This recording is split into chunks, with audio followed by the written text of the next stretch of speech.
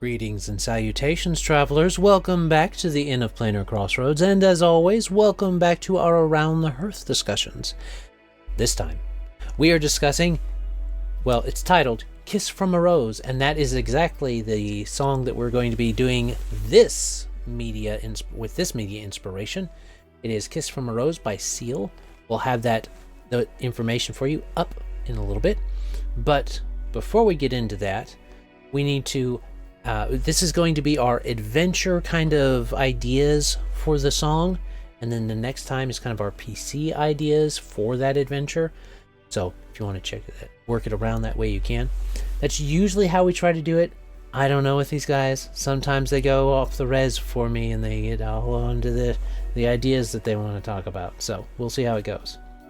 Before we get into that, it's Dan's introductions and announcements time. And I'll go and like the normal thing, but then Dan will go after me, and so on. So I am Adam L. Spain with the Inn of Planar Crossroads. You can check us out at innofplanarcrossroads.com or theiopc.com. Either one of those works, and it gets you the links to our YouTube, Rumble, BitChute, Twitch, Twitter, Instagram, Facebook, Subscribestar, PayPal, Locals, and we do have a Patreon as well. So if you want to support this channel and all of the fun content and podcast stuff it does, you can get with us there. That's me. This is the second to last Tuesday in December. I don't know if there's 5 Tuesdays or not in December off the top of my head, but if there is, maybe that'll be where our possible update announcement type of end of year, start of next year thing will be. Not sure. So that's where we are right now. Dan, what you got? Hello everybody, Dan from Avenue Studios. You can find us on YouTube, Rumble, or anywhere you listen to podcasts, and on avenuestudios.media. And join us Thursday nights, 9 p.m. Eastern, for our mini campaigns. We play about an 8 to 12 session campaign in different settings and systems, focusing on character arcs. So a little bit of drama usually always happening there. We will be wrapping up our current DC 20 campaign when this is coming out. So hopefully that ends well, which doesn't mean we have to all be alive, but as long as the story is good. Maybe it'll be a sad one just for Skrat, so we'll see. And Saturdays, now a lot of them will be Skratter days, but a lot of our Saturdays we do live play tests, 9 p.m. Eastern usually as well. They're not every Saturday, but keep your eyes out whenever we go live, and I try to social media blast when we do. So we play test systems and settings and have a good time, and chat can influence our games. So join us and the ever-growing forest as we tell fun stories. There you go. And speaking of Skrat and Skratter days, Skrat. That's me, Skrat from over A Squirrel Plays on YouTube. Almost forgot who I was there for a second. And I like to make videos about writing and tabletops, character building, world building, plots, and things like that. There's a lot of overlap between writing and TTRPGs. And sometimes you do things the same, sometimes you do things differently. I like to try and dig into that, and also get to do some TTRPG reviews. Got one, well, it'll be out for a while by the time this video drops, so maybe there'll be another one behind it. Who knows, might do one on Fathom? Is that what it was called that we played? Oh, yes. Yeah, I mean, I need to. I played it. That was why, gotta get something out of it, right? Absolutely. So, yeah, I'm excited to see that one. Do a review on something that's not my cup of tea. Hey, look, there's that political answer. I got offered some 5e module to review, and I told him no, but part of me really wanted to do it because, it'd be kind of nice, to talk about something that's really not my cup of tea, show people I'm open to trying other things. But then I was like, but I'm not open to trying new things. Fine. Well, that's 5e. There's all. It's like that. Man, I'm gonna look like a shill if I take that one. So I can't do it. I tell the guy no. I don't know. I just still think that it's like Skrat being like, I should try this thing out to give it a chance, but I don't want to try it out to give it a chance. I tried Fathom. It was a super crunchy thing, and that's not what I'm into. And I don't know why I signed up for it. I think I was under the impression it wasn't crunchy.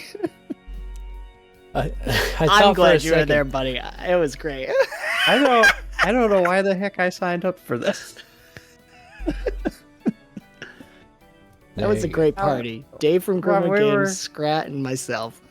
I was racking my brain during that session 0. I was like, why did I sign up for this? What drew me into this? I do not remember. I thought he was when he was going to say I was under the impression, he paused just enough for me to think he was going to say I was under the influence. But no. All right. Anyway, that's all I have. That's awesome, man. Alright, so that's Skrat from A Squirrel Plays. That means we're done with our Dan's introductions and announcements. We can go directly into Levi's shoutout, which is Datum this time. Datum in December, he's at 450 subscribers and got 26 videos so far. They all have, he does dioramas and miniature things like that, and it's got some cool stuff there. Some of them, he always tries to put a little story with some of them. And the last two he did, one of them is creating a cryptid. He turned a local legend into a cryptid diorama, so that was cool. And then he's got also Real World Ghost, how I turned a real world ghost story into a diorama, which was interesting to hear that story while he was doing that. So there we go. Neat. And pop over there, comment that the Interplanar Crossroads or the IOPC or Avenue Studios or Skrat from A Squirrel Plays sent you. Or all of that. So there we go. And that is our Levi shout out, which means we're done with our introductions and announcements. We're done with our shout out. That means we can get into the actual discussions of Kiss from a Rose. So join us on this probably pretty chilly December evening, or December midday-ish when this comes out. Go. School. I laugh every time because I'm like, only if you're not in the studio here with my wife who has multiple heaters running. Then it's She's like a sauna. I'm cold. Yeah, it's a sauna for me. Well, that's just because you look at her and you just get heated up. That's what it is. Yeah. There you go. I saw you look 20 over on as our well. social drama. Again, well, we never established if that was a good or a bad thing, so That's That's true. All right. All depends on what end of the table you're at. All right, before we get too into that, let's go ahead and look at Kiss from a Rose by Seal. So, a little background on this one while everybody's organizing their thoughts. Apparently, based upon this information, it was not a song that Seal liked when he first wrote it. He kind of tossed it into the corner, let it sit there for a while, and didn't come out until his producer wanted to hear it so that they might put it on his second release album, and that's what happened. And apparently he likes it now. He didn't like it at the time, but he likes it now, especially after it's been up to over 1 million copies or something. Yeah, you got some kind of award. 8 million record sales on My Name Became Household Name. There you go. So,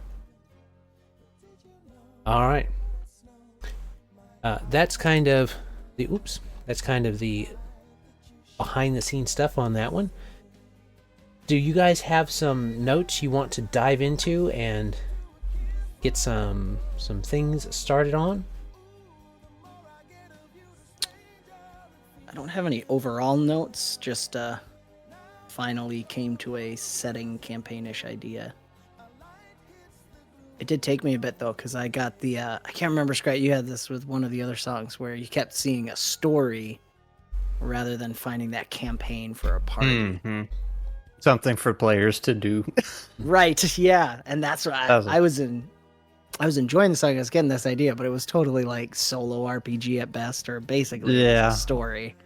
And that's kind of what I was saying in the first episode we did about this. It's like, yeah, when you make an interesting character, when you're writing, it's like, I control how the other people interact with him and what the world does with this person, which makes it more interesting. But when you're depending on the player, might not work. Squirrels can never trust humans. I'm pretty sure that humans probably shouldn't trust squirrels either, though. They really like to put holes in houses. All right. So did you want to start with your notes then, Dan, or did you want Sure. Well, I can start with my idea, see what you guys think, because it took me a while to get to it. But or do we want to roll for it? Ooh, I'm Well, never I mean, if opposed you're to ready rolling to dice. roll, you know. Let's do a roll. All right. Get that D3 out, blow the dust off. Yeah. It's just a D6. Ah. That's the secret. Divide by 2. So Dan is 1, Skrat is 2, and I'm 3, and we'll go down the list with whomever it gets. Sounds good. Oh, you know, Skrat, when you call for things, you should really think about what it means. Ah, that's so good. So it's Skrat, me, and then Dan. Perfect. Well, I didn't see the roll. That's so another teaser. I started to I'm tease just gonna mine. I'm going to assume the roll is fake, but I'll do it anyway. Press X to doubt. Yeah. So anyway, I said, I think it was the first episode at the end, the teaser was the Neolithic caveman kind of thing. Mm-hmm. So that's what I went with. And I'm taking the line, the graying tower alone in the sea. That's all I had. No, I'm I'm laughing because I was hoping kind of you say the yeah ba da da da da. Yeah. I went with the Scat Man approach. Yeah. Sorry. Anyway, I thought it would be cool. So you got this old gray tower out there that's kind of decaying and falling apart. But when I say tower, I mean like obviously not an office building kind of tower because we're in the Stone Age here, but it's this once was smooth tower, and it doesn't even look like you can get in it. But it's out in the middle of what used to be a body of water, but it's all dried up. And the idea would be you can't really get to this tower. There'd be some dark, funky magic stuff growing down there where the water used to be, and tower's kind of elevated at this point because, it's used to. You would get to it on water, so all that's gone. So that's out there, and that's kind of your goal is in there to get there. But was kind of leaning more towards the slice of life, low conflict kind of thing here, instead of the espionage part. And the idea is you're having to work with a bunch of spirits and old gods and stuff to kind of restore the land. So that's all your social stuff is actually with the spirits. So since you're just cavemen and stuff, it's just like a small tribe.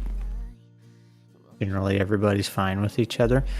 But you would have to go to various ancient ruins and stuff to get in touch with some of these older spirits.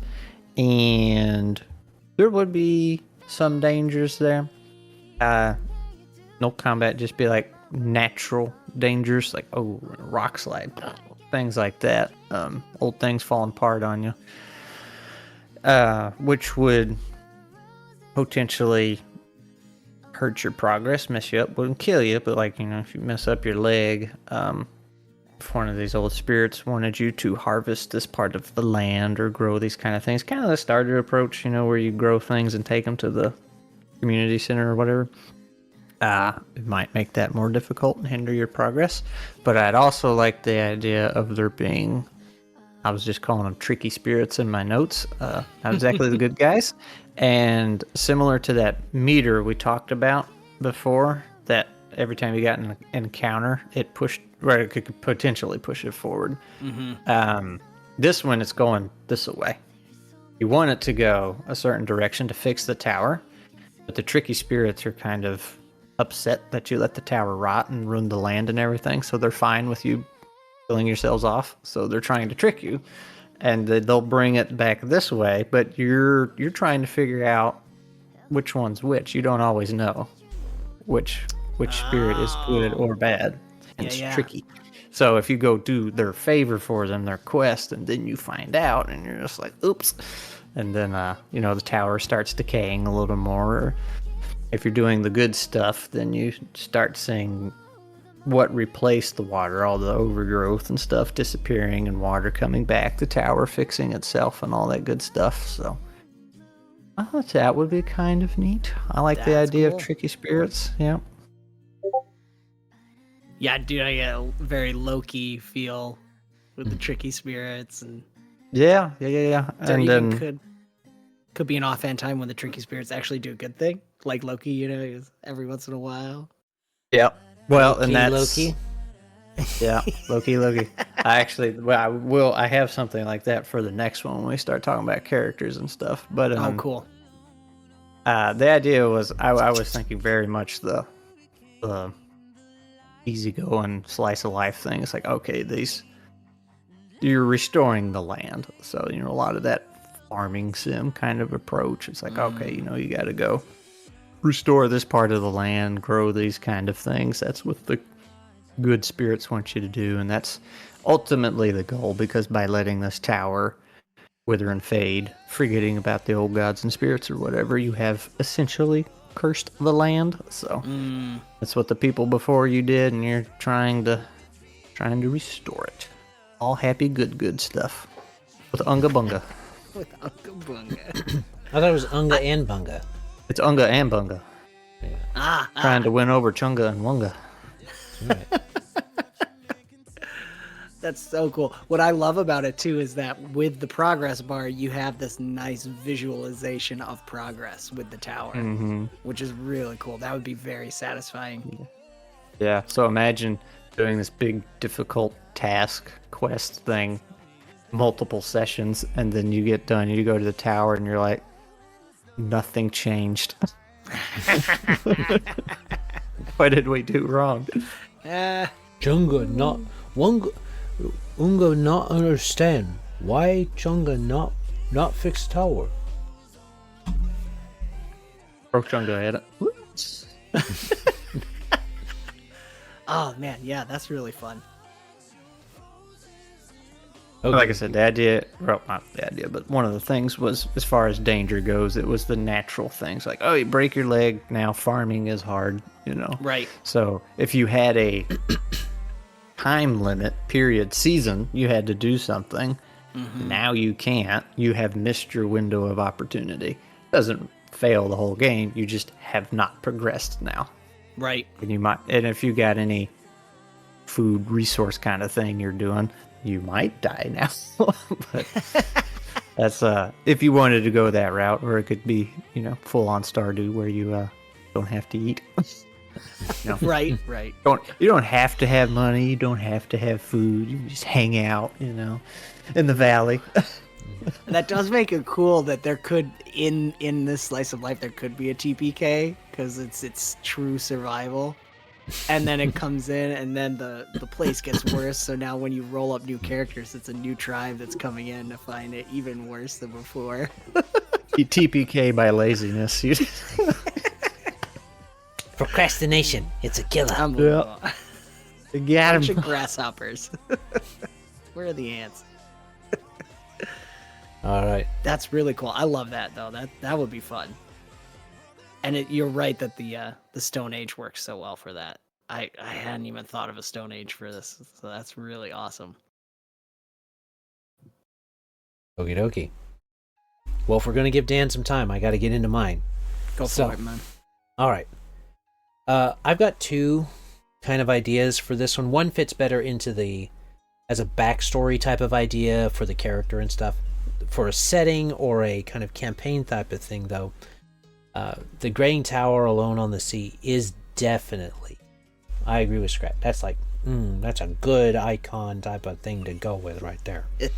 So I actually like the idea of, if using it for a setting and putting a campaign around that type of this type of a song inspiration, maybe doing where the graying tower is like on a lone island as a lighthouse or something along that line, setting it in the 1920s or 30s, or some kind of nebulous time period where you're not really sure what time it is, at what era it is, and then using that as for a low to no combat type of, not necessarily full investigation, but mystery type of idea of this graying tower alone on the sea.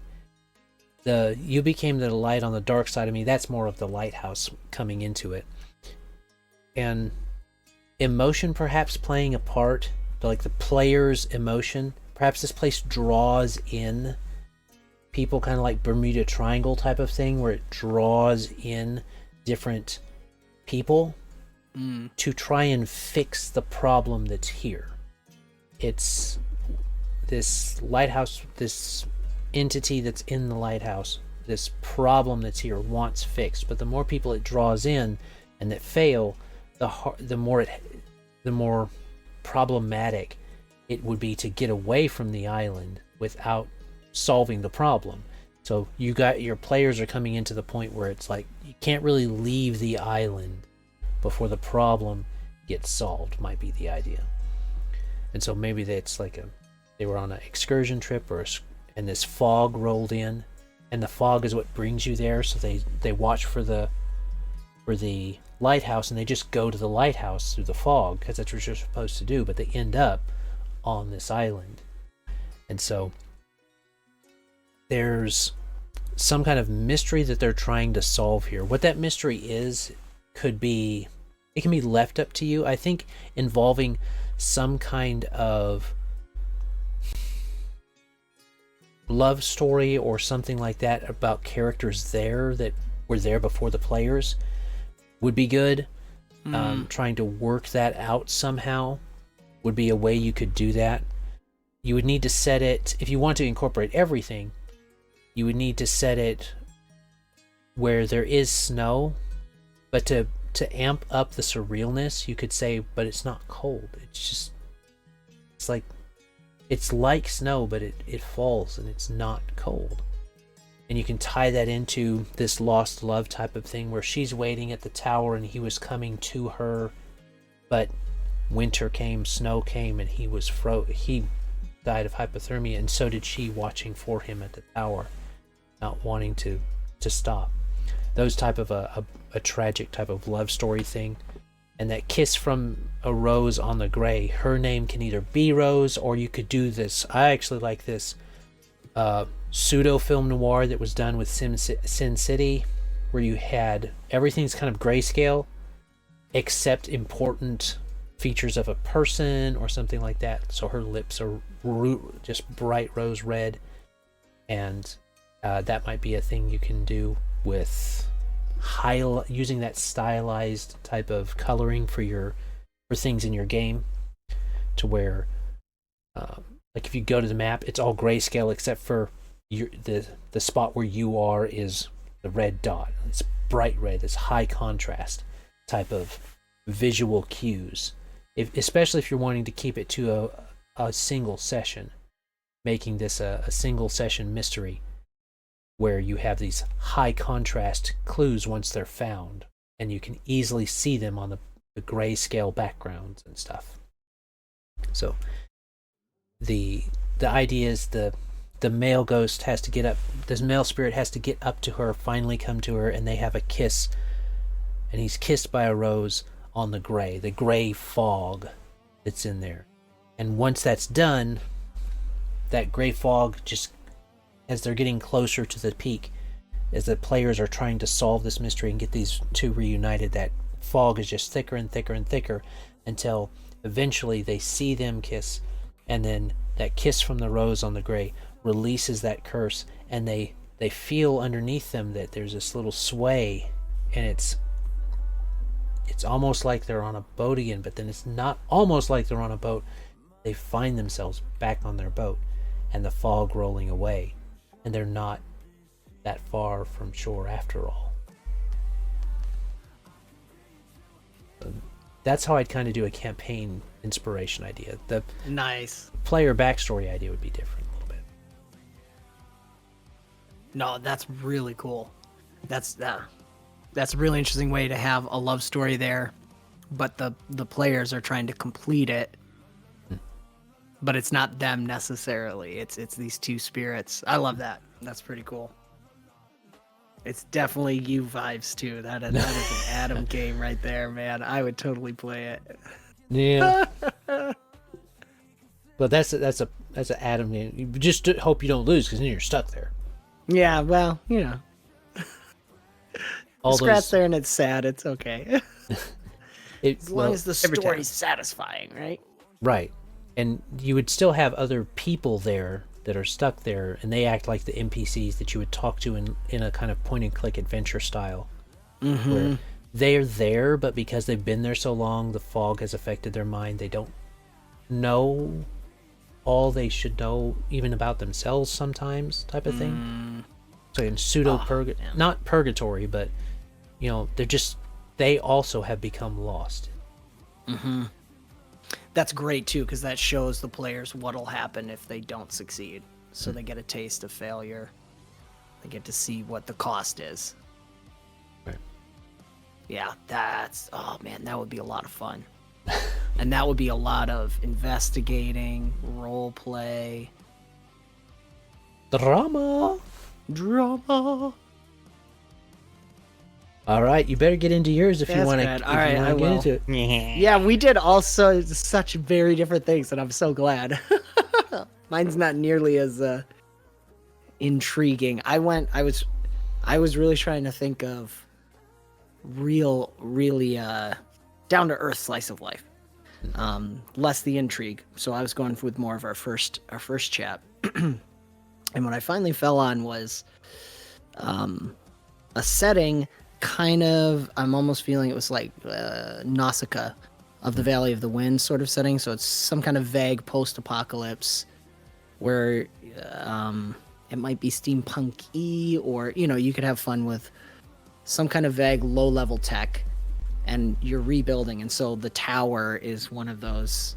It might be a tower that looks like a modern-day tower that's completely collapsed because we're in this post-apocalypse era. But I wanted it to have kind of that feel of what would you say, Nausicaa is almost World War I era or something like that kind of feel to it.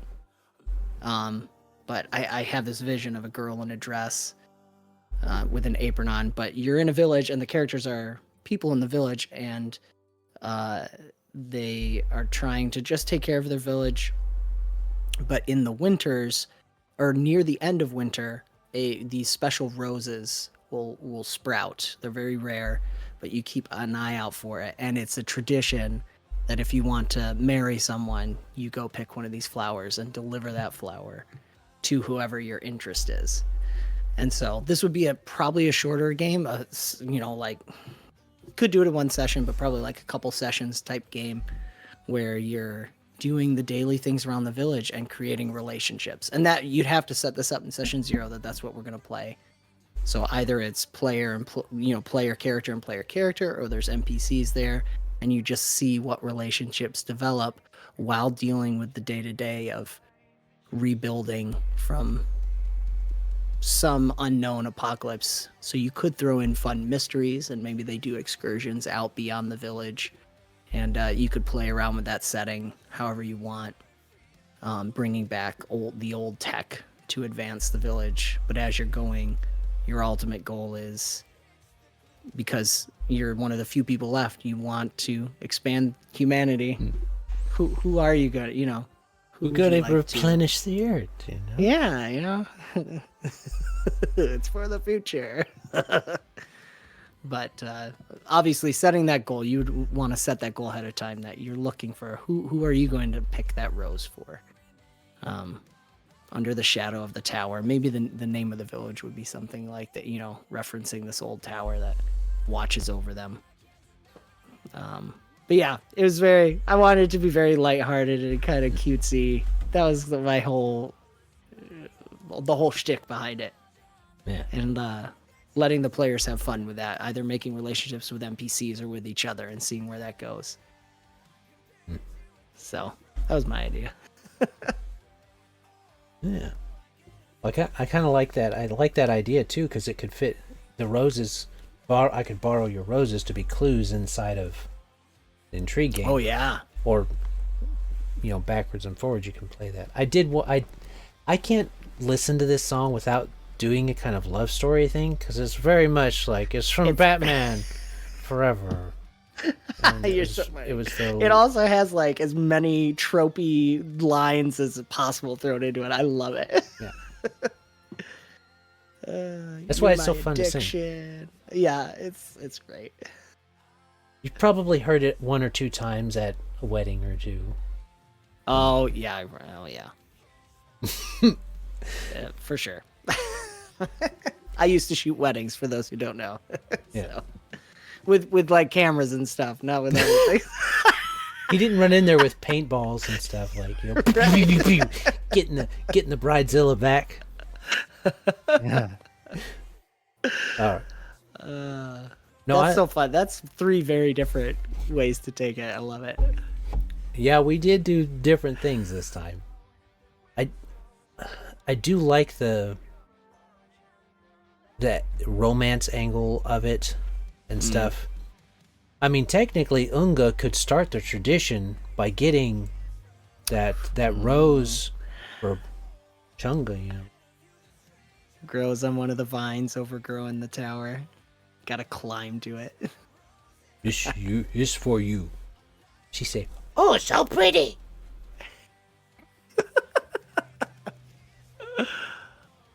I know it. But so I do.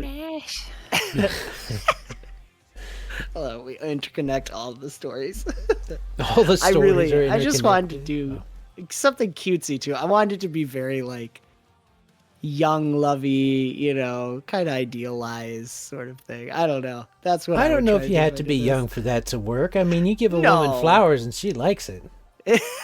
Yes, but that feel, everything's bright. I don't know. In my head, I always visualize things, so it's in my head. Everything's bright colors and it's bright light, even though it's post-apocalypse. I don't know. So it makes me smile. All right. Well, Skrat, do you have a final question for this one? Oh, let's see. Let me check my notes. I have to expect him to go, nope. No. I got some. I just can't decide. If we answer the first one, this would probably make more sense for the next one, but I'll use it since we're going into the next one. Okay. So for this type of adventure we have just made, is there a character from your previous campaigns that you think would be good for it? That you've made, personally. Which is kind of, I can go ahead and give my answer, because I've only had one character in another campaign, so I don't have a choice. Everything else I've made has been one-shots, and they were just goofy, right? Goofy one-shot things. So the only character I had was Tamir, and he was a little gnome swindler, so he's gonna steal some hearts, I guess. Yeah, he could. He is not the guy you want to see in your Stardew Valley, that's for sure. I was gonna say, is he one of the trickster spirits? Yeah, he would be if he were dead. We may be.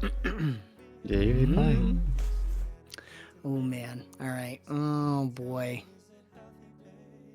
See, the problem is I play a lot of games with my wife, so hopeless romance always ends up in my games. But yours isn't hopeless because she's your. I know, right? Might be hopeless. We don't know. Time will tell, right? Let's see. I think for those who have watched it, Cass from my Nobles campaign, the Nobles campaign we did on our channel, D&D 5th edition. Sorry, Skrat. We had to do it. But Cass would be perfect in my campaign because he was a hopeless romantic bard character. Ended up falling in love with an NPC, and I didn't even plan on that in our actual campaign, but he would be perfect for my cutesy romance campaign. Well, I'm kind of at a little disadvantage. Haven't played in many campaigns myself. I've been the GM a lot, and most of my stuff has been one shot. I've played, I guess if we're gonna do a sci-fi, a fantasy, maybe I could do Zin Zeldarin, Rao, to fit into mine. But so mine's actually hooking people up, so I might do Ader, because he actually did get to play in part of a campaign. And he wasn't fully corrupted by the necromantic tome yet. So maybe those two are I'm trying to think of characters I've actually played in a campaign that I wasn't running. Are we allowed to use ones that we've ran, or does it have to be our characters? Your character. That's why I only have one. I guess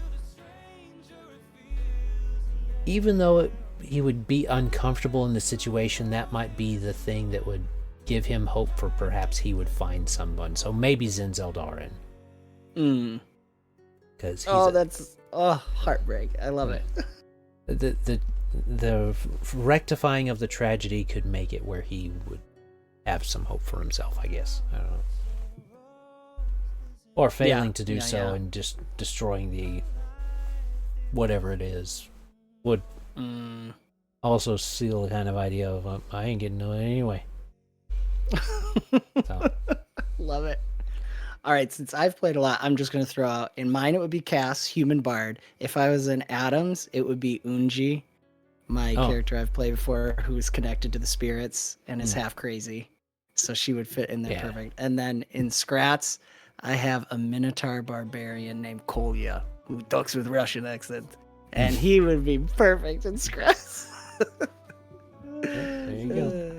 Well, I mean, I've got he didn't actually play in a couple. He only played in a couple, though.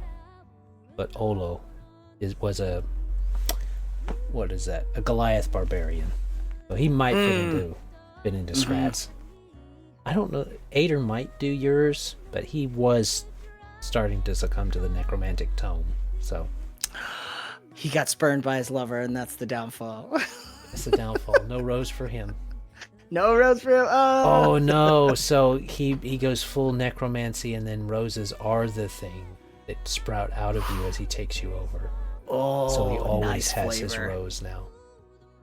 Ooh, there. I go in and put Adam's. Adam. I put Adam's touch onto Dan's setting.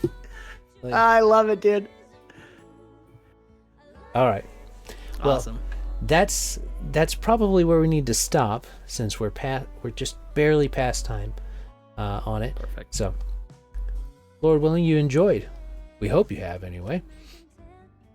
Datum is who we've been shouting out this whole month, so 450 is what he's at right now of recording. Go ahead and sub over there and leave a comment saying that you heard about him on In a Planar Crossroads, or was from Skrat by A Squirrel Plays, or Dan from Avenue Studios. Any of those work, or all three. I'm sure he'd appreciate the comment. Then Skrat from A Squirrel Plays has been here with us this entire month. We've got one more chat to go, so there you go. Dan from Avenue Studios has deigned to return to the full 4 chats for us, so there we have that. On YouTube, Rumble, Patreon, and Locals. Check that out. And then I have been Adam from the End of Planar Crossroads. You've been on our channel, and we've enjoyed your company when you stop by, traveler. But as you depart, as always, have a great day. God bless, and enjoy. Bye. Bye.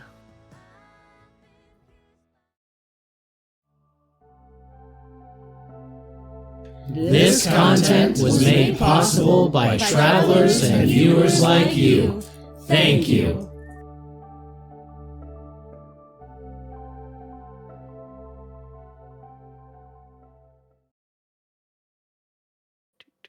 Yeah, Adam always brings that little bit of darkness to it. You gotta get it out somewhere. Why not in a game? Well, my bringing of the little bit of spooky boo darky stuff makes your setting all the brighter. There it is. The light wouldn't I shine cry brighter. so you don't have to. Something like that. I want to play all these games. That's the problem with doing these. It's like, ugh, I want to do all of them now. Time. I'm starting to get invested in Unga's pursuit of Wunga. So, there you go. That's so A good. romance story of the century. Of the Stone Age, the romance of the Stone Age. Simple, pure, It's brutish. You know what you call it? You would call the campaign "Romancing the Stone Age." That's what you call it. Ooh, aha, that's good. So good. That would be a good title there.